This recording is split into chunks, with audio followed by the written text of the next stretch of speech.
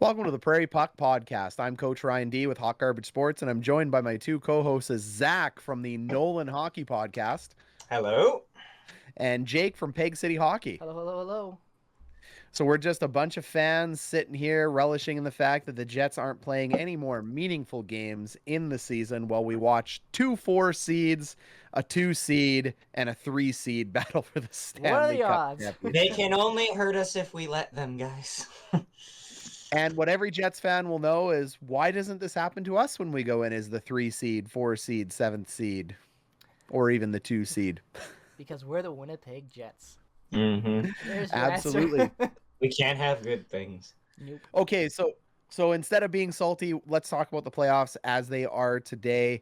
Zach, let's start with you. So after game 1, I follow a lot of Knights. I follow a lot of Habs. I'm on all the fan forums for both. I do videos for both. So after game 1, I was seeing Knights fans just brashly and cocky and saying this is going to be a sweep and it's over. And it reminded me so much of myself, all of us, when the Jets got to play the Habs, as well as the Leafs. I don't know about you. I said 6. I don't know what you guys. Okay, yeah, the Leafs. Yeah, okay. So like, So, the thing talk to me about the Knights fans and the kick in the teeth they just got being introduced to Habs hockey. So with the Knights fans, it's very interesting because, for one thing, a lot of them. Okay, so no offense, Knights fans. There's like a minority group there that will just say anything. And that's for every fan base. But for the Knights fan base, it's a little bit more because they've had a team make it to the playoffs and go deep at least 3 out of 4 times. So, like, there's that. But also, too, it's worth noting that they're fresh off beating the Avs, which were the top seeded team in the entire league, even though they tied them in points. So going from literally the top of the league to an 18th place team, just on paper seems like it would be a 100% like a death sentence for the Montreal Canadiens. And watching how the first game went, it seems like something that could have been easily repeated and easily replicated in how they could play down the line. It scarily reminds me to how a lot of Winnipeg's fans felt after beating Nashville and then going and just cruising through game 1 against Vegas, being like, all right, cool, let's get the next one, and then maybe we'll split it on the road, and then maybe we'll come back home and win, and then we lost the next 4 because we just did not anticipate any type of pretty much any battle I back think in the the word series. you're looking for is we didn't expect to see one of the greatest goaltending performances of the playoff history. Oh my goodness. Yeah, and then this year, Carey Price is I cannot. He's so confident, but also so calm in the net that it just feels like it's sheer osmosis. It's just spreading to the entire Canadiens roster. I've never seen a team so relaxed on a rush chance, on a 2-on-1 chance going the opposing way as the Montreal Canadiens, because they know if Price gets there in time, he will stop it. The only goals that were scored in game 2, for example, were weird. Like, how did that make it to the net goals? There was one that was a bad shot on the glove side, which we've seen a couple times, like with Logan Stanley did as well. And there was a shot that pretty much had to find like a mouse-sized hole to get through to make it to the back of the net. Let's talk about Price. Let's talk about Price there for a second. So there's only 2 ways I've seen people score on Price all playoffs, and those are cross-ice passes that are very, very difficult to stop. Those he's catching on. Yep. And, I mean, geez, that save he made last night that changed the game. Second period save off the pan. Oh, give me I thought it went in. I legitimately, like, on my reaction, I was just like, oh, okay. Like, open net. Because that's how the first goals, like first game goals were scored. Yeah. So you don't even have a chance half the time on these cross ice passes with Price and net, which is gross. And the other way is you got to make sure he doesn't see it. And it's really funny when I'm watching the game. So kind of over to you, Jake. When I watched game 1, I noticed that Vegas basically took the middle of the ice and imposed their will, playing physical hockey and taking hits, because Montreal's a very physical team. They took the hits, they skated through it, and they took the middle of the ice at will. They were unable to do that in game 2 because Montreal obviously adjusted to the tactics. Yes. But what I found funny is they scored 2 goals with nasty screens in game 2. They had 1 nasty screen in game 1. Why do you think Vegas wasn't just stacking people in front of the net? I think Vegas underestimated their opponent for tonight, and I think for good reason, because like you said, Ryan, the Habs in game 1 they did not look like that team we've seen from like going on from the whatever it was, game 4, whatever it was in the Leafs series in the first round through all the 4 games against the Jets. That team was not the same team in game 1, and the Habs knew that just by the way they played. Like you said, the neutral zone was controlled by the Golden Knights from basically the 8-minute mark of the first period and onwards until the end of the third period, because when the Montreal Canadiens, I find when they hit a ton, even though they're great physically, when they focus their game to just hitting and kind of trying to play the body a lot, they don't play their game as complete. And that's what happened in game 1. It's because they have been not allowing the Knights to, combat and hit them well, but also to allow the Knights to own the neutral zone for as much time as they did, contributed to the fact that a lot of their strategy in game 1 was dump and chase. And as Jets fans, we know just how successful dump and chase is in the playoffs and just in the regular season in the modern NHL. And it doesn't work. And when you do that and you go out for a line change and it's 90% of your play because you don't own the neutral zone, it's sloppy play, boring play, and the Knights thought that they had it. And when you talk about tonight's game, getting the first goal on the Montreal side, or last night's game, getting the first goal for the Habs is a complete series-changing fact for the Habs now, because now the Knights are like, damn, this team can come out and score. They know how to play with a lead. We've seen that all playoffs long. So for them to really be able to, continuously show up, I think, and make this a good series, and for the Knights to have a real good chance to do this quickly, they need to respect the Habs and realize that the only way that they're going to win this is if they respect the opponent. I think it had to do with them not really just being, unprepared for that type of Habs team after the way they showed up in game 1. Well, this is such a unique team because the points both of you make, I've been saying this on my YouTube channel for some time now, and to the chagrin and annoyance of some Habs fans, they remind me of the early 2000s Devils, which is an insult to many fans because Carter said that a lot. It's considered a dead zone in hockey because really nobody liked it. But the point I keep trying to make to Montreal fans is, 1, there's not a lot of Devil fans in the world, and 2, the Devil fans that did exist loved it because they won. Exactly. So if I'm the Habs, what's old is new because trends change. Now all of a sudden it seems to be that coaching has changed back into that trap style hockey, and people hate that term, but that's what they're playing. It's a modified version, but it's a trap. Well, it's smart for undersized teams in like smaller areas that can't afford the natural talent. Well, and once you get up, all it takes is 1 goal, and once you're up, you can absolutely put your team, the other team, to sleep. Yep. And did you guys get that? The entire Paul Byron goal is because of how they play defensively, because it was Vegas getting overconfident and trying to force something that wasn't working because of how well the Habs were playing defensively, and then that just opened the door for Paul Byron to get that breakaway to score to make it 3-0. You're bang on, because if Nick Holden was patient, he would have identified that he had a 2-on-1 scenario, because it was a 2-on-1, and he wouldn't have aggressively gone after the puck. It takes a lot of team discipline to buy into the system, and I don't think fans appreciate how hard this is for players. It's developed through a playoff run. It's hard to develop a team like this because players want to do the Nashville's same thing. failed at it. Yeah, Nashville's failed at it. Like they've been able to develop it one year and then fail at it the next. Like it's not a foolproof plan. Even the Islanders, for as well as they've done recently, and they play a very similar style. First round, they made it to the second round and then got swept by the Hurricanes. And then they would be able to go back to the conference final 2 straight years now, and they're still in a dogfight with Tampa Bay because it's literally the same type of series. It's a defensive team that doesn't have as much natural talent, but has a very hardworking core against a team that has all of the talent. They can pretty much beat you any way they want to, but you only have limited ways to beat them. Exactly. You know what? I completely agree. And Jake, what do you think? I mean, we know the Habs can play with the lead because they get to play their trap style system with confidence. Do you think the Habs have enough tools in the tool belt if they go down even a singular goal to beat Vegas in a game? I think they do, Ryan. And when I look at the Habs, I really think this contributes to the depth they have, and I contribute to this a lot to the success that Joel Armia has had for them in this playoff run for them so far. Fourth line. Exactly. As a fourth line guy, to be 3rd place on your team in playoff points is absolutely insane. And to have him be able to come in and score clutch goals at times is just an example of the depth that they have. So I think that if the Habs, because of how good their depth is, if they go down in a game, I think they're very good at opportunistic scoring opportunity. They can find that hole, take advantage of one mistake you make if you're Vegas, and they can bury it because they have the depth and the ability to score with all of that depth to do so in those situations like that. So I do think they do, but only in a situation where they have the opportunistic scoring like that. I don't think that in the long run, if they're having a really hard time on getting chances and being consistent offensively in that zone, I just don't know if it's something that they can do with, the longer the game goes on. I think it's more of like 5 minutes, say, after a goal, 6 minutes after a goal, or maybe even the period. That's your kind of window to score and tie it if you're trailing. But other than that, I feel like once it gets past that point, Vegas will just have too much of a control, and then it'll just be really based off of, can we find one little mistake that they make in their own zone or in the neutral zone on a puck or something like that. I agree with you. I agree with you in terms of like maybe on an away game. I think with a home game, I think the Habs have a chance to come back. The way that I've seen the Habs play in front of their home crowd, even though they have lost leads and they've ended up having to go to overtime, the Habs look extremely strong with a home crowd. You can tell that there's just that energy back, and it's completely one-sided energy.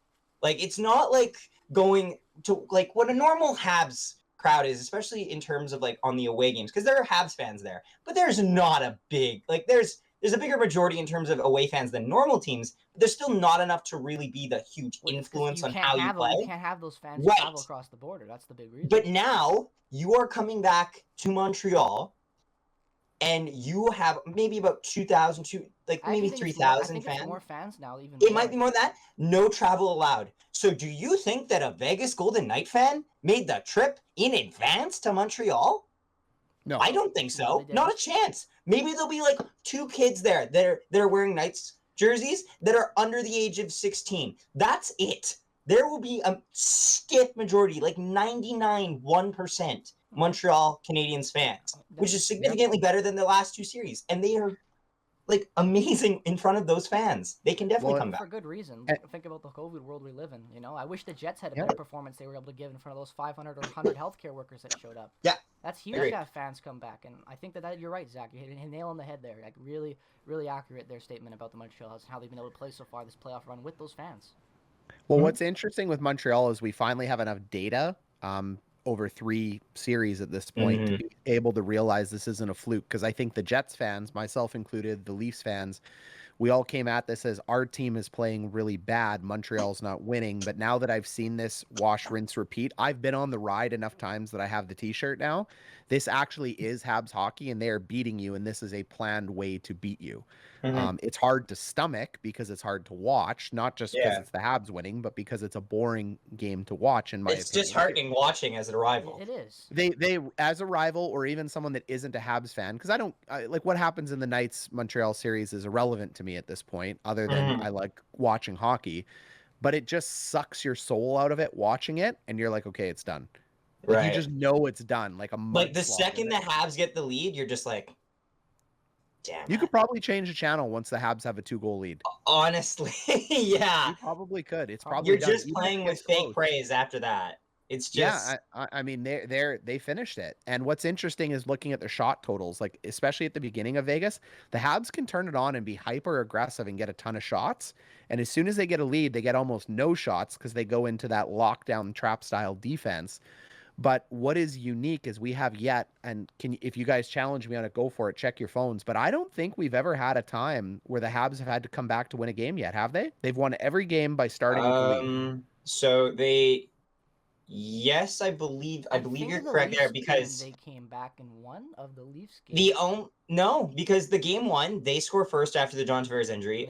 Anderson opens the scoring, then Paul Byron scores to break the tie late on a shorthanded goal. The next 2 games they go up, and then it gets tied, but they already had the lead to the point of 3-0 lead and a 2-0 lead. They would go to overtime, they would win, and then game 7 they would win after Gallagher opens the scoring, and they would score 3 straight before they would give up a late one to Toronto.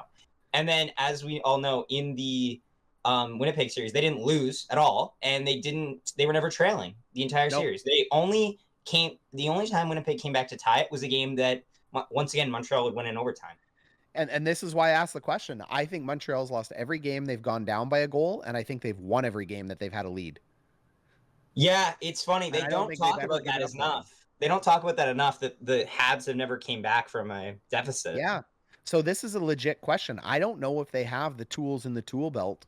I mean, it's a hockey game, of course. Right. Tools, but I don't know if they'll be able to put it together in the playoffs if they go down a goal.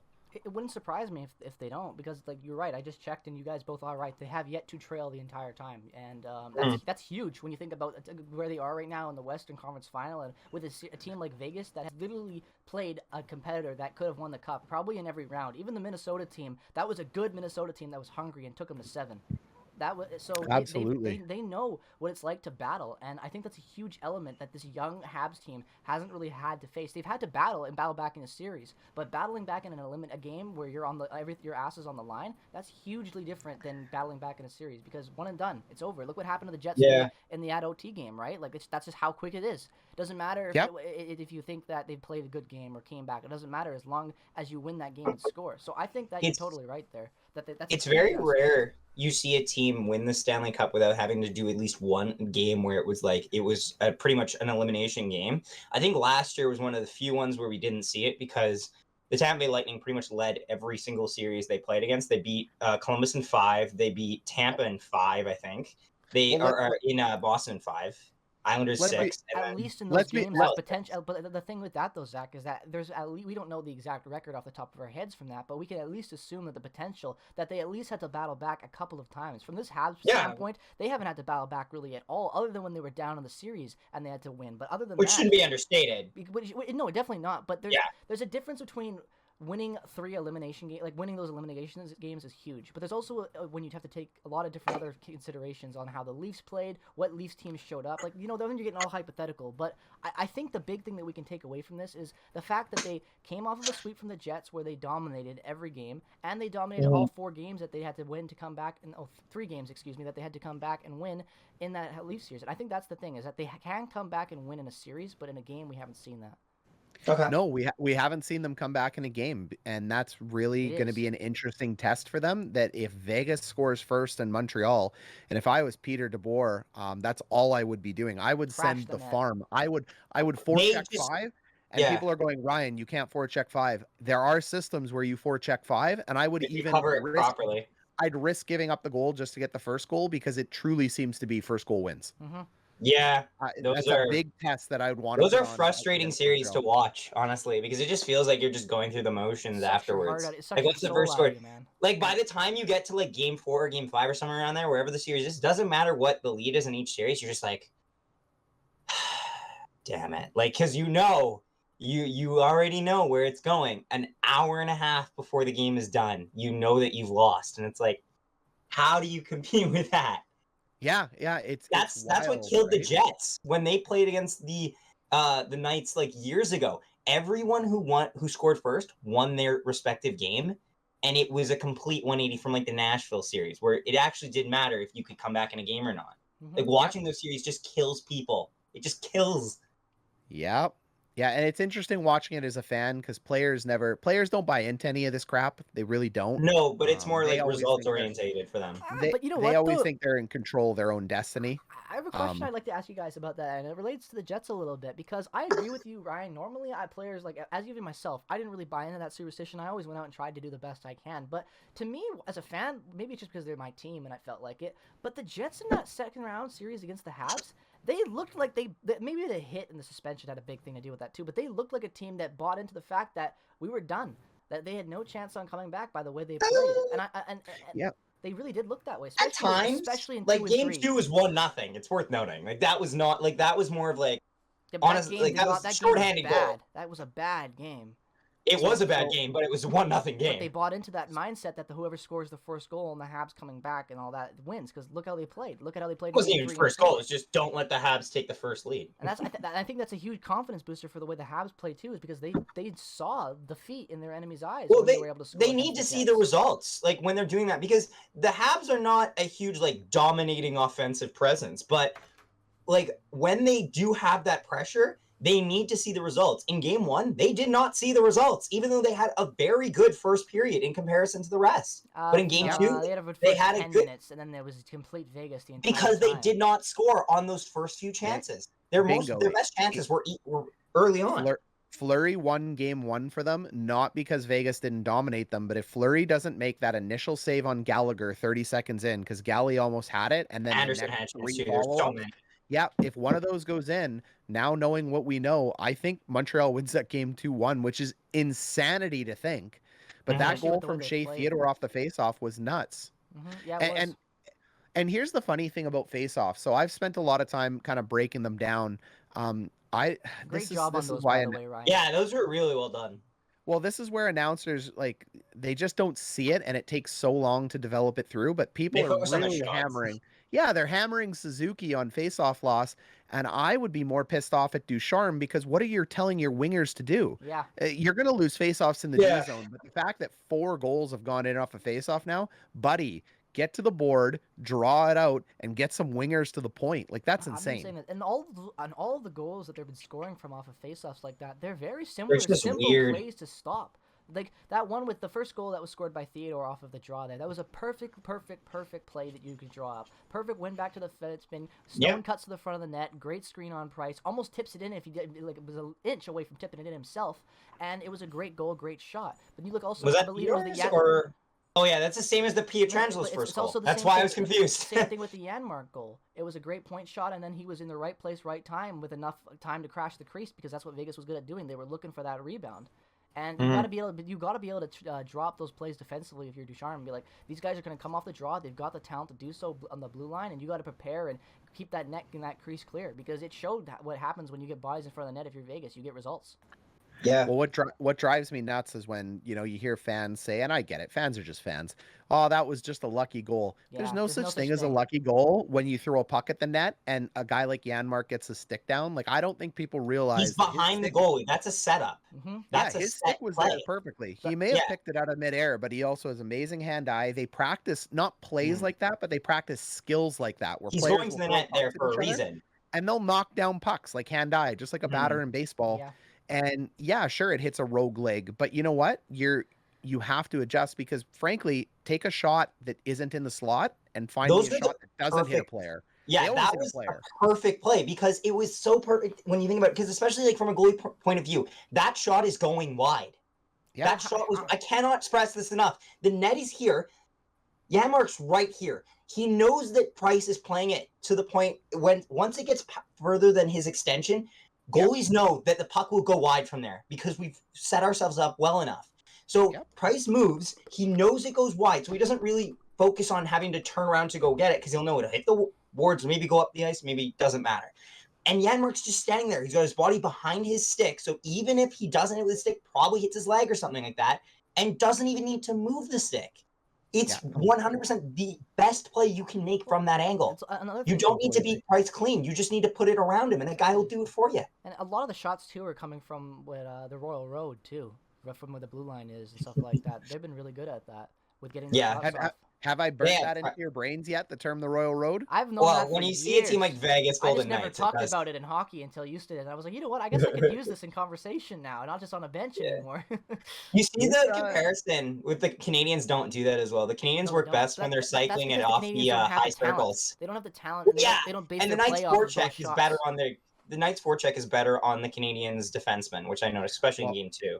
Well, notice how many times the Canadians get a chance, and it's a one-shot chance that if it doesn't win, it's not there. It's either a breakaway or it's Gallagher scoring rebounds on Jack Campbell. It's not like Vegas where it's 1, 2, 3, and in the back of the net you had no chance. That's what I talked about in my first game and the series review preview for that. Is that the Habs have way much better depth and they play that trap style that we've been talking about so much better. But when you get the stars of the Knights going, they're hard to beat with the talent that they have. For sure. Like, that's why it matters so much on that first 10 minutes. Exactly. Because if they don't score in that first 10 minutes, and worse yet, if they get scored on in those first 10 minutes, now you have to change your entire strategy because and that relates to what Coach was saying about whatever is it Pete DeBoer is the coach of the Vegas Golden Knights, right? Yes. Pete DeBoer wanting to roll up for the next game, get that first goal, even if you're doing a 5-man forecheck, because that's smart. You're right, because you know that the Habs, even though they're going to play a good trap defense, it's going to be harder to score goals. You have the star power to be able to drop those tic-tac-toe plays and put one behind Price.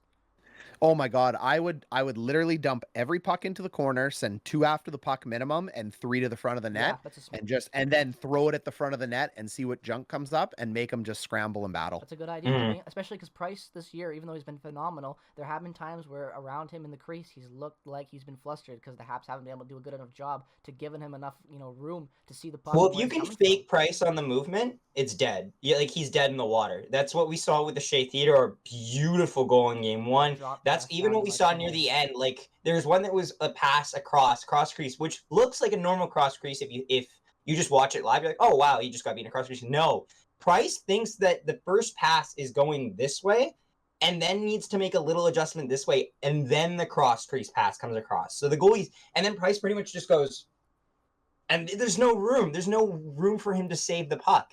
It's just you need to be more advanced when you're playing against Carey Price. Simple as that. There isn't a play in hockey that Carey Price hasn't seen from every angle. There is not a play. It doesn't exist. So he has a very good idea of which way guys are going and how they're going there, and he's setting himself up for it, as you said. It's interesting, though, because this isn't the Thomas Plekanec, Max Pacioretty Montreal Canadiens. It's very hard for me non-biasly to get out of the head that the Habs are soft and can't take hits and you should blow them up, because the Knights are one of the biggest, most physical and scary teams I've ever seen, and they hit the Habs and the Habs just hit them right back and get up. They will not be intimidated. The Habs need to be careful with that, though, because I think in a war of attrition, Habs lose. Yeah, because the Habs just don't have enough guys. Game one, they were trying to out-hit them the whole first period, and they ended up. That's the funniest thing. People always talk about this. They talk about the count, like the hit counter. You know what hits mean? It means you don't have the puck. That's what that means. It means you do not have the puck. Therefore, you were trying to make an attempt to get the puck off someone else. And if you have more hits, it means it didn't work. Like if you have even more hits after that, it's fine in terms of physical playoff hockey in trying to set a tone. But if you're only relying on that to get the puck off a guy's stick, you're probably losing because you don't have the puck on your stick to begin with. And that relates back to the Habs not owning the neutral zone, even the slightest, within the first 8 minutes of their dominance. It came from being in Vegas' own zone and putting a lot of good pressure on Marc-Andre Fleury with those early chances. Which is a change from transitional play. Exactly. And the transitional play was even when they were good, I would say that Vegas owned the transitional play in that first 10 minutes, I would say. Because they have enough skill and talent to take it there. So much speed. Well, and what you nailed there is that I hear two things from Habs fans in the comments. One, we need Jeff Petrie back. It's not fair we don't have Petrie. Buddy, wake the frick up. It's the playoffs. There's always key injuries. And if you can't win a cup with even your best defenseman, that doesn't matter. You can't win. I've watched teams win with their top two players out because it's depth. Doesn't matter who it is. And number two, every time I see the Habs throw a check where a player doesn't have the puck or they you're completing a check for no reason and putting yourself up. I hate to be salty, but every single time, and I see it 10 times a game where the Habs are taking runs at guys. Hi, Mark Scheifele. Remember, he made a body check that was intent to injure. Oh my God, he was looking to hit him, and I'm like, well, yeah, look, he was just trying to kill him. He just didn't. Look, he was trying to kill him. He just didn't. And like, it's just a good check. I can't do it. I don't know why. I'm too salty this series from like. Well, it's one of those things that interference is not real. You can't tell me it's real in the playoffs. Like interference is a joke. Let's be honest. Like, because I've said this before, but it begs repeating. Interference is not a penalty you will, I think, almost ever see called in the Stanley Cup playoffs, especially in later rounds. Because what happens is every time there's a dump and chase situation, I can probably count at least 2 interferences on every play. The guy dumps it in. The second defender who's not getting the puck will go like this and skate in front of him and go like this. Just hold his arm out like this. And then nothing will be extinct because it wasn't enough aggressiveness to warrant a penalty that takes a guy off in the playoffs. That becomes an issue. That's it. Well, where I'm going with this is I'm really starting to almost feel like I'm done with this playoff hockey thing for 2 reasons. One, it seems like the NHL is only calling based on outcome of the physical play. Because do you remember Carlson cross-checking Edmondson into the boards there? Like he destroyed him, but Edmondson gets up and no call. It shouldn't have been a fine. Suspension should have been a penalty easily though. Well, and then a transition over to the Islanders series. Braden Point runs the goalie. Absolutely. I talked about this. No, it's not even. We know because he hit a goalie. The outcome was he hit a goalie, so the arm must go up, even though it's not a call. And I'm getting really frustrated with the NHL as a whole, only calling penalties based on outcome as opposed to action. We've seen that actually in the past, though. Like, if you go back and like, I don't want to get into it because it's such a polarizing topic, but like the Joe Pavelski thing, that's outcome based. Now I'm fine with it because it happened against the Knights, but it's outcome based. It's one of those. It's like it's just I don't know. the thing is like it feels like we're almost preparing our teams for two separate sports sometimes, because you either have a team that is skill based, but they need toughness. Like look at Tampa, compare them the 2019 Tampa to 2020 Tampa. What's missing was grit. And why do you need grit? Because playoff hockey, penalties do not get called as much. They do not get like drawn as much, and you don't have as many power plays. You cannot be reliant on that. Otherwise, you will not win. Well, it seems like all you need to do in the regular season now, and the stats on this say this, in the NBA, same with the MLB and the NFL, the top team, number 1 and number 2, end up winning 70 to 80% of the time. That like never In the, happens in the NHL, it's 30%. So what that shows there's a you curse. yeah. So when you're building a team, it's not a curse. When you're building a team, like the playoffs are a totally different game than the regular season. Not on top of the fact of just the rules, but the fact that it's a game every second night, so it's a war of attrition. So the interesting thing about it is, at what point do you transitioning over to the Jets? How do the Jets build a team in the Central next year that can not only make the playoffs, because that's going to be a slog, but can actually win in the playoffs when the season changes? Well, that's what I wanted to talk about with you guys, and kind of direct it over to the whole Petrie thing, where we were talking about how, Habs fans that were like, oh, if Petrie's out, we're losing the series, and how this, and then you need players to step feels like an that. early excuse if you ask me. To me, well, exactly, and it goes back to what Ryan was saying. It's like, it doesn't matter if your top guys go out. You need to find a way to have the depth show up, and you need to find a way to win it. It's the playoffs. You have to expect type of injuries like that might happen to you at some point. And it relates me to the Jets. Even last year when they lost Laine and Scheifele, I'm sick and tired of watching this Jets core. I don't know about you guys. Have some type of injury that where happens. is it? Exactly. And I talked about this in almost every Wheeler and Connor video. were invisible last year. And this year they were too. Kyle Connor was invisible in the second round.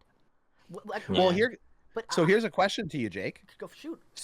Big question, and Zach, don't jump over him this time, because now you're pulling a Jake and you're going the other way. You guys have switched roles. It's awesome. Question about Kyle Connor. Would you now next year, knowing that when Scheifele or a key cog is away from Connor, because Connor seems to need that cog to perform, would you trade now Kyle Connor, regardless of how good the contract is, regardless of how much he scores when a guy's in, to bring in a key defenseman like a Dougie Hamilton or something? Absolutely, in a heartbeat. It all depends on who you're bringing in. But if, for example, if the Jets were like, oh, Seth Jones and some other pieces for Kyle Connor, no, don't take that. You move Kyle Connor with that contract for a guy that is elite, not a guy that's just a good top 4 caliber guy. You have to move him for a guy like Hamilton. So I think it's all circumstantial, but 100%, if there's a trade that Kyle Connor's name is the only way you can bring this guy to the club, and he's a huge all-star, a big difference maker, I say you move him, because Kyle Connor is a type, to me, and a lot of Jets fans said this after the whole, oh, we have a goal scorer in Kyle Connor, we don't need Patrik Laine. Patrik Laine is what a goal scorer is. Kyle Connor is just a guy that fits really, really good with Mark Scheifele. When you remove him from anywhere else in the lineup and put him anywhere else in the lineup, he fails to get results consistently the last few seasons, and I'm sick of it personally, because if he's such a great all-star talent, where is he in the playoffs without the Mark Scheifele? Well, and that's the thing. A winger is supposed to be a complementary piece to the center. That's why you call it the Scheifele line. But if you can't accept a key injury to a player, which has happened now to Scheifele twice, plus a suspension, if you can't accept one injury and the rest of your superstars can't step up and fill that void, then clearly the mix doesn't work. So, Zach, what's your take on that then? What do you? And I'm not saying, by the way, this isn't a trade Kyle Connor thing. It's not going to happen. No. His deal's too good. He's a For scorer. sure. I'm saying, what's your take on the fact that when one player of the Jets is out, specifically Scheifele, the team seems to fall apart completely? How do you make up for that from a depth perspective now? They can't. It's completely frustrating, because I hate this. I have gone on record saying that we have good depth. That being said, this team seems almost confident in trying to prove me wrong come playoff time. Because here's the thing. Do we have a lot of guys that can put up points on our team? Yes. And even guys that can put up points the odd games. Here's the thing. When we talk about those players, they need to play with the same players, which is frustrating beyond belief. For example, the biggest positive I got from this year, one of the biggest positives, was seeing Andrew Kopp, even though I'm not sure if he'll be here next year, because he could be taken, and that's fine, I'll accept it. But watching Andrew Kopp be able to score with more than just 2 freaking players. Remember, he was on the line with Appleton and Lowry. He scored. He was on the line with Stastny and Ehlers. He put up points. That is so, you need to be versatile, not just in how you play on the ice, but who you play with on the ice. You cannot be so dependent on one player to lead you to greatness. It will kill you because they don't even need to cover two guys then. They just need to cover one, because once you cover one guy, the other guy's not going to do anything. It's honestly what happened to Austin Matthews and Mitch Marner. I cannot stress this enough. Those two are some of the best players in the league. They shut down Matthews. Marner did nothing. It made him look like a complimentary player. And those things hurt to see, because then you pretty much nerfed your entire top six. And now you're relying on depth scoring to score at key points where you would otherwise want star power to show. But that's a problem. Completely. But that's the problem with that, Zach, too, as well, is that when you look at the playoff run that we just had, how frustrating was it to see guys like Logan Stanley, to see guys like Derek Forbort, to see actual depth from, like, real depth that's not supposed to score at all. Forbort and Stanley had good playoffs. I can't believe I'm saying how this. How frustrating is it to see guys like that show up and be actual leaders on the ice and play with heart, compared to Blake Wheeler, Kyle Connor, I will even say Neil Pionk, Josh Morrissey. The only person I excuse from the all-star group of players the Jets has is Connor Hellebuck, because he was the Conn Smythe. He would deserve a Conn Smythe just off of the performances he gave in those 2 rounds. He was that good. The point is that the Jets need to find a way, and I think a lot of this stems to Blake Wheeler and how he's just so, I'm never not leaving that number 1 line.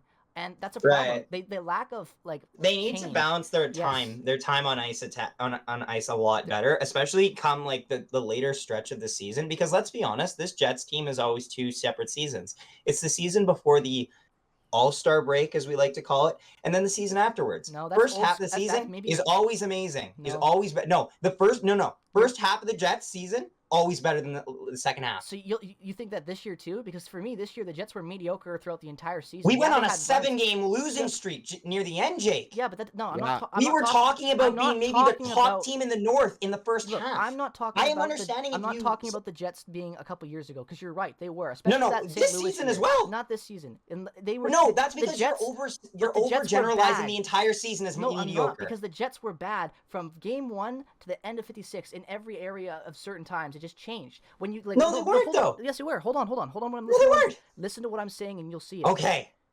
When we started the season, what was the Jets' biggest weakness? And I know it was the weakness all year round. We talked about it a lot, but it was defense. But then, hold on.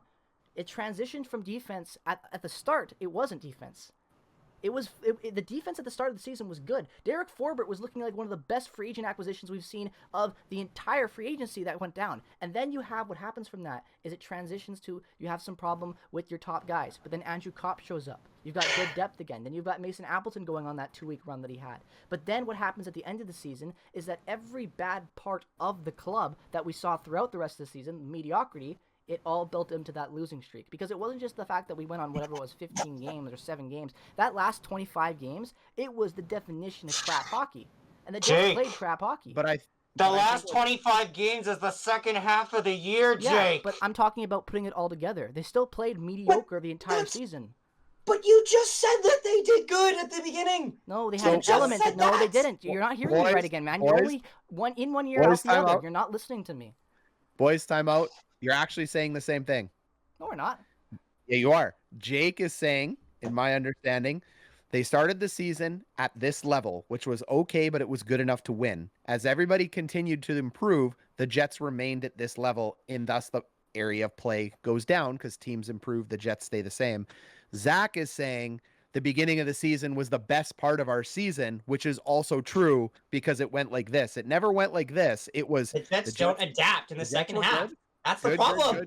Good. And good could be mediocre because we never lost 2 in a row in the first 25. It was good enough, cliff. And what you're saying, Jake, is the Jets never did this. They never had an improvement to their game. It was always middle of the pack. Exactly. They got exposed. So I think you're saying the same thing. maybe we are, maybe we're not. For me, it just. I just don't think you like the wording I'm saying it is. Saying I don't think that you like the fact that I'm just saying good. Yeah, I which think is that's really fine. I understand that because you know what? For me, it just I can't give this team any credit at all in because any of how area. it ended. No, because not because of how it ended. Because look, and this is just how I covered every season. Zach, you're a very happy fan. I like to look at hockey. You're just a fan who likes watching hockey. For me, I like watching hockey when my team's good, and I still watch them when they're bad. But when they're bad, I am not gonna just be, hey, we'll get them next game or bad game, not enough bounces. I criticize them, and when I saw this team throughout the entire season, from game 1 to whatever 56 or however many games it was, I can never remember. It looked like a team that was just didn't deserve to be in the playoffs. The Jets always and for me it comes down, and this is just my opinion.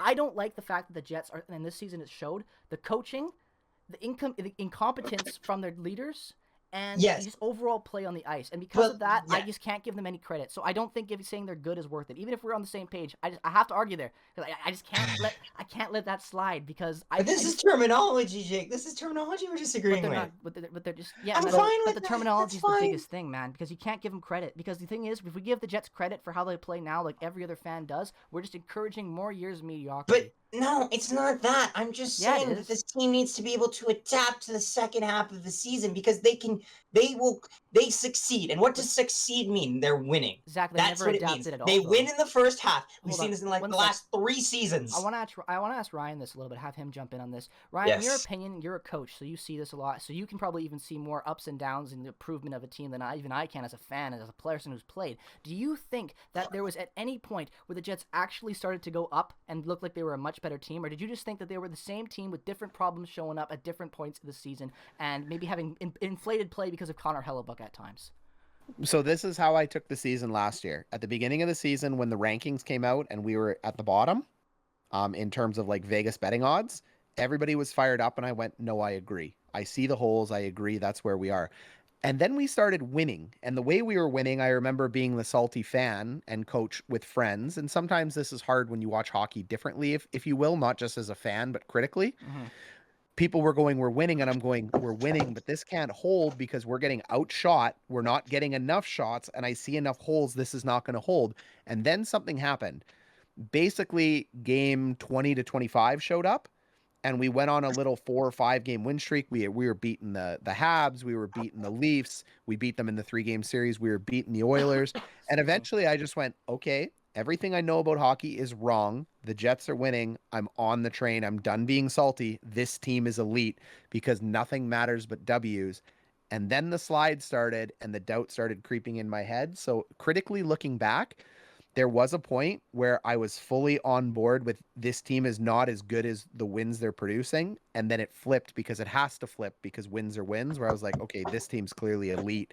And that's when my expectations got up. And that's why my heart broke so much when it came to the playoffs, because it was what it was. So if I look at this critically in order to fix it, the Jets need to keep shots away from Hellebuck. They need to improve depth so that when they get injuries, because it'll happen all the time, they don't fold like a cheap tent. And they need to improve leadership. And we have 4 big wingers right now, including Andrew Kopp. So Connor, Ehlers, Kopp, and Wheeler. And wingers just don't drive results. They don't. They're complementary pieces. And Dubois didn't step in and do what needed to be done. Scheifele, I'm gonna die on the hill that Scheifele does, and you're not going to be able to upgrade from him. So next year, I would be looking to move out a couple of those winger pieces for back end pieces to support Hellebuck, and I would be looking, as crazy as that sounds, and the name isn't Nick Ehlers, and I would be looking at getting Perfetti into the lineup sooner than later. And as a centerman, because of Dubois, I would basically give Dubois 15 games. If he doesn't hack it, I'd move him to the wing with Scheifele. Yep. Interesting. And I'd move Perfetti into that second line center immediately and start developing just like the Habs did with Suzuki and Coffey and Emmy. Get them into their center role, because Maurice loves putting centermen at the wing. We had 1 million centers at one point that never got to take a draw. Yeah. And Jets fans would say, Roslovic's a center, and Perot's a center, and Kopp is a center. And I'm like, they're not centers. They haven't played center in the NHL a day in their lives. They will never be a center again just because they played it in junior. They play center against the Buffalo Sabres. I don't want them doing that, because Lowry's not going anywhere. I don't want them doing that to Perfetti. So if I started the year next year, I would slot Perfetti in as my third line center, Lowry back down to the fourth line. Okay. Agree with that? And I would build a young, scoring third line led by Perfetti. And if Dubois slips, I'd flip him. Who would you put on the rest of the third line there? Would you bring up Gustafsson as well? Well, it depends if we keep Gustafsson. Appleton. So, looking at the Seattle draft, as short as it is, there's a world, Zach, where you're like, oh man, I don't want to lose Andrew Kopp. Well, we may not sign Andrew Kopp and he may walk in free. No, I know that. It's RFA though. He's RFA. He's RFA. He's RFA, so you could probably trade him off, actually, if you're being honest. Yep. Just at least for something. Because nobody likes seeing an RFA walk. Teacher. I have a Question. I want to ask you guys this because I just talked about this actually, ironically, in my most recent video about Andrew Kopp. I think potentially we could look at a swap that makes sense where you move Andrew Kopp to St. Louis for Vince Dunn. Both RFAs. Both wanting more money. Both in situations. And here's my thing. Isn't Vince Dunn left-handed though? Doesn't matter because you can move him around. And you can move. I'm sorry, but left hand, right hand doesn't mean shit. I know. I'm just thinking. You can move guys over and just see how it works. And also, here's my thing. Vince Dunn could be a type of guy where we sign him to a deal similar to what Neil Pionk signed. Now, obviously, he will not probably sign for $3 million. If we got him for $3 million, holy crap! You mean Dylan DeMello, right? Because Pionk isn't signed yet. Pionk was signed to a 2-year, $3 million contract after the acquisition with the New York Rangers. That's what I'm referring to. Oh, okay. I'm talking about that. Maybe a bridge deal would be signed with a guy like Dunn because although he's 24, he has had some issues lately. Even though he had a good season, in my opinion, I think it could. Look, I'm just curious. We're not going to go too in depth on it. We're running out of time here. We're not going to go down this rabbit hole. I'm just curious to both of you guys, as Jets fans, as people who know the game analytically and cap sense. What would you be open to an option like that if Andrew Kopp wants, let's say, $4.5 to $5 million, and you want to put that money towards upgrading your defense? What would you rather have? Go. Well, here's the way I look at it. It can't just be just on the Andrew Kopp question because the question becomes, and we know Winnipeg's not going to deal him, but you have to establish, are you going to trade Kopp for something like that, or should you put a bigger fish out in Wheeler or Connor? No one will take those guys. To go big game. No one will Connor take it. They would take, but Wheeler. Unless there's salary retention. And the other thing is, Wheeler is going to retire a Jet either with the contract still up or whatever happens there. And when he does, that's when they'll look at maybe moving on from Paul Maurice. I have a theory that until the Jets move, Wheeler is gone, then we'll be stuck with this kind of same matchup we have now. Wheeler runs that room. He's not going anywhere. I totally agree, but. So then you go ahead, you move Kopp for it. That's fine. I would be okay with it. It all depends what they're going to do with Stasny and how they're going to spread out their depth. Because as Zach was asking before, what do you do kind of next year? So let's assume Andrew Kopp gets traded. Mm-hmm. If that happens, then I think it is safe to assume that Mason Appleton will likely get picked up in the expansion draft. What about Dominello? Dominello? Yeah, because you have DeMello and you have Stanley you have to pick, and if one of those guys, because you were telling us that you thought promising options, and I think I they should take know. DeMello. DeMello's very responsible, and he's under contract for a bit. That'd be a good guy to have to help mesh some younger defensemen if you're building. But we're also looking at what Seattle sees, and Seattle sees a Jets offense with a lot of depth. They might as well take it after. True. Yep. No, totally agree. I'll be right back, guys. Honestly, it's weird, isn't it? Like, we're looking at all these situations, and there's so many, because this is a better offseason than normal, isn't it? For us. Well, yes and no. I think that for the first time... Well, it's better than 2019 offseason. Well, that was rough. Here's the thing, Here's the thing, though, Zach, is it's better for us. We have no idea what's going to happen still. So we have less to theoretically lose. I disagree with that, kind of. Well, actually, I don't know. Theoretically. We don't need to sign a bunch of UFAs, UFA contracts are scary. Well, you know what, though? Neil Pionk is a very interesting piece, and he could be pricey. I personally don't think he will be that pricey, but Ryan, you've kind of started to convince me that we could be seeing a bigger pay increase than I suspect with Neil Pionk. I have a matching contract with Morrissey in the back of my mind for this, and I'm going to say it right now. I'm not cheering. That's scary. I'm not cheering to Jets fans to be right on this one. I want to be wrong and see a $4 or $5 million deal, but. That Morrissey contract looks a little scary, to be honest. Based on the analytics, well, they're not, because if you think about this, Morrissey's trash. To have a but the thing is his expectation compared to the league. Hold on. Ryan, please continue. To have a top 4 defenseman, even if you don't see Morrissey as a number 1 at his age, locked in at 6.5 is a deal, regardless of what happens. The problem with the Jets is that they don't have another big defenseman that's supposed to be carrying the load. That's the issue. buff So if you factor. have to have a bunch of guys signed in at good deals, that's fine. What ended up hurting the Jets is that Wheeler contract and those winger contracts, because there is absolutely a world where you should have 3 defensemen at $6.5 million of the quality of Morrissey and Pionk. If you had Morrissey and Pionk at $6.5 million times by 2 in your top 4, you'd be fine. Because you wouldn't be expecting the load to be on one guy. You'd just roll 2 pairings out and everything would be okay. But the problem is, You kinda the do it Jets like- that I've been preaching is that you're rolling out, you're rolling out Morrissey, who's a very good guy, but like we just said, he's not a number 1. He's not going to carry a pairing. He needs But a good partner, otherwise he can't. You're rolling him out with garbage like Nathan Beaulieu and Tucker Pullman that are very good third pairing guys and replaceable talent, but not for a top 4 and not for a first pairing. Right. No, That you affects need the way he you need to plays. roll him out with a similar quality Exactly. player of Morrissey. You need Morrissey paired with Morrissey, as gross as that sounds, and then everything works out. It would though. It But would. But what I think the Jets need to acquire on defense is a number 4 right-handed shot, because Stanley is going to play, in my opinion, in that second slot, in that number 3 slot. I think Morrissey and Pionk to this day still have to play together. So I would bring in another bigger right-handed shot that can play with Stanley, and now you got a physical pairing, and then you got a pretty pairing, and then if Ville Heinola doesn't crack the top 6 this year, I'm going to lose it. He won't. I'm going to lose it. Paul I know won't he sound like that. He won't. He won't. We know If he why. Like, we is- have if so he many is not prospects. He's the not going to let left- him show up. It's the same thing with Perfetti. So- Perfetti's not playing either next year. If they Perfetti don't- needs to play. He won't. If they don't play Perfetti next needs year, to play.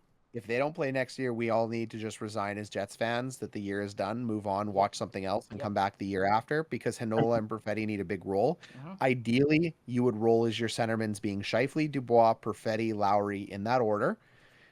I would personally move. Maurice will never do this. I would move Wheeler to line 3 with Perfetti, because Wheeler needs to work with the young kid and teach him how to be a pro. And Mark The only way Scheifele that knows happens how to is be if a they pro. balance time.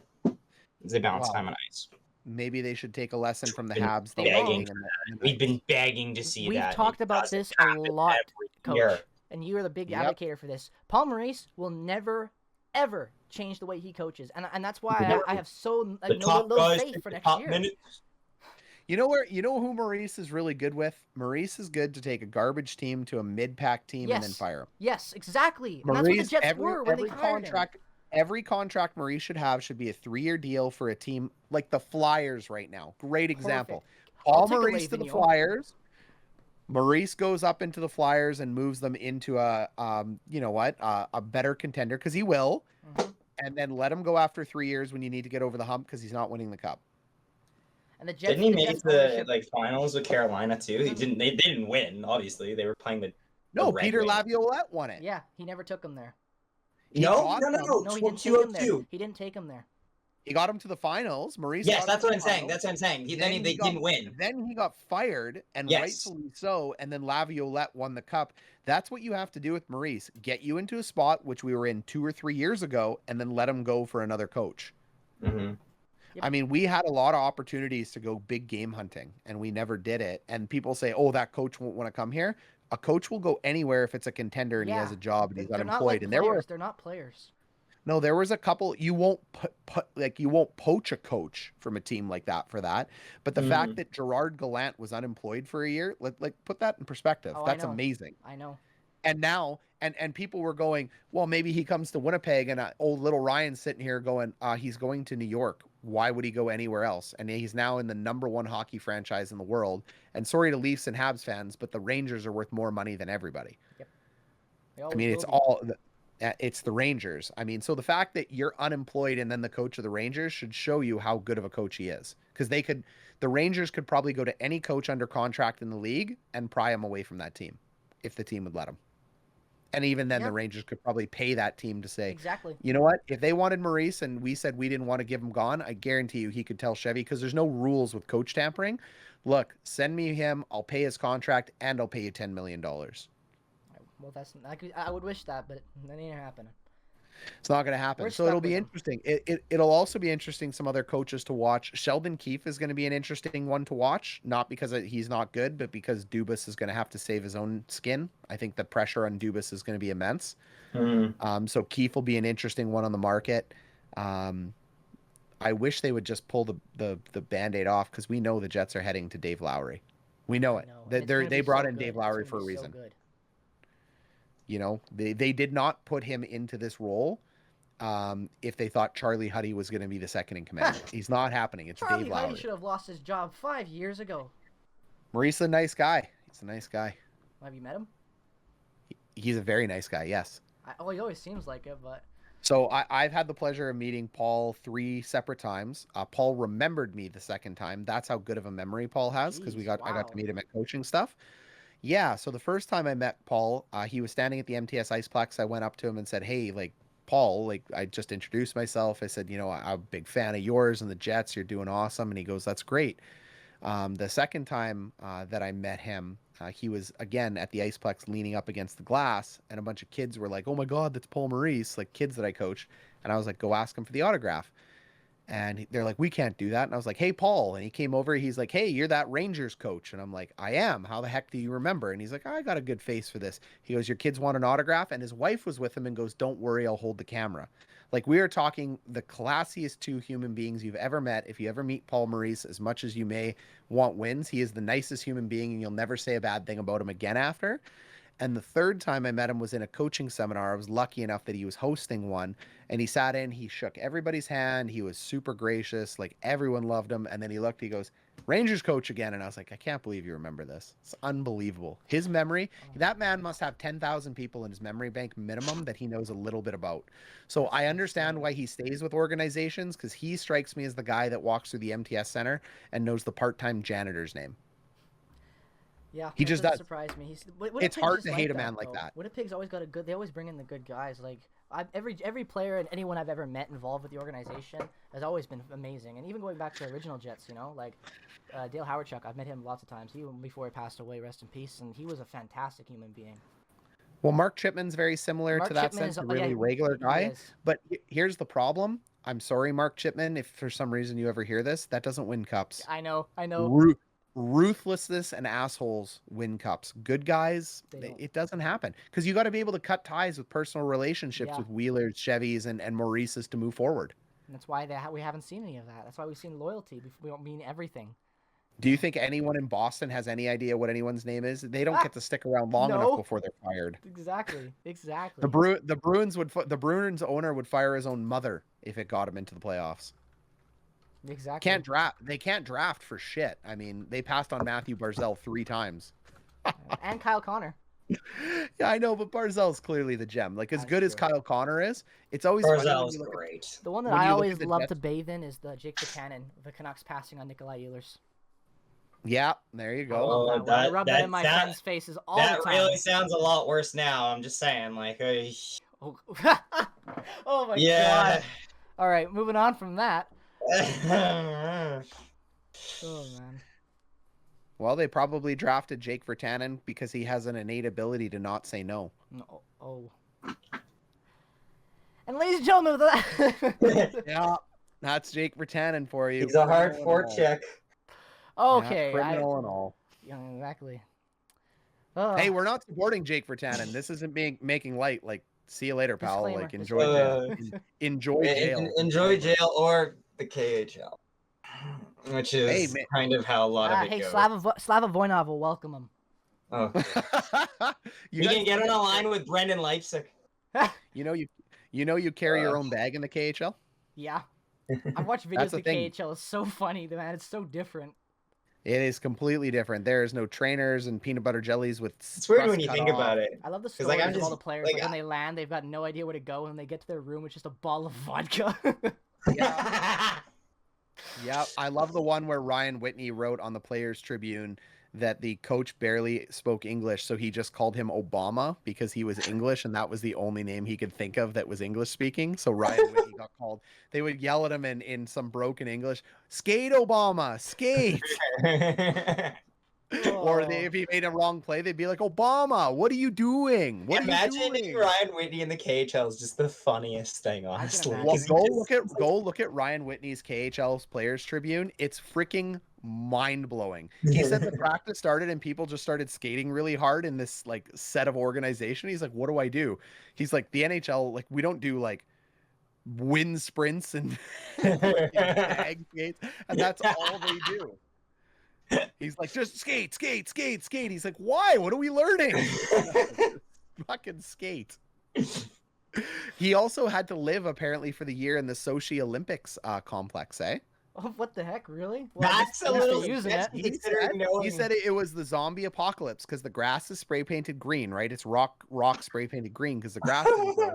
Nobody lives in Sochi, the area where the Olympics is. It's just going to get grown and taken over. So you walk in and it's this immaculate Olympic village with no residents, just him. Wow. And he's like, the weirder part is they didn't even give There's him like a the good odd room. PED user like at like the Yeah. first 5 blocks.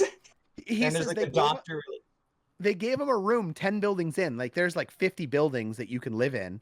They gave him a room 10 buildings in the middle, not the first building, one deep in the middle of the thing. And they gave him like floor 5 on a 12-floor building. He's like, you didn't even give me the top or the bottom floor. Like That's I'm floor 5, room 505. Like why? Why you think you're gonna get murdered in the middle of the night? You just be like, Russia. who's coming in? It's because Well, that's the that's what room he that they have the spying equipment on, so that Putin Yeah, doesn't right. know about what conversations are leaving the motherland. Yeah. He'll walk in and be like, does a room normally have 7 mirrors? This doesn't seem right. Like, Hilarious. Okay, I think that takes us to our time, boys. Yes, it Pretty much. does. You want to take us out, Jake? Absolutely. Ladies and gentlemen, thank you so much for watching this episode. As always, make sure to go subscribe to all of us and so you can keep up with the podcast as they rotate from channel to channel every week. This video, as you can see right now, is on my channel. It will be rotating back over to Ryan next week and then over to Zach for the 3rd week after and then back to me. It's just that pattern we like to rotate. But if you want a consistent place to watch them on the go, we upload on Spotify, Apple Music, and every other major podcast distributing network. So if you follow or use any of those, make sure to go check us out there. Thank you guys so much for watching and checking out this episode of the Prairie Puck Podcast. I'm your host, Jake from PegCItyHockey. Ryan from Hawk Garbage Sports. I'm Zach from the Nolan Hockey Podcast. Thank you so much for watching, ladies and gentlemen. Make sure to check out the next episode and have a great rest of your day. Bye-bye.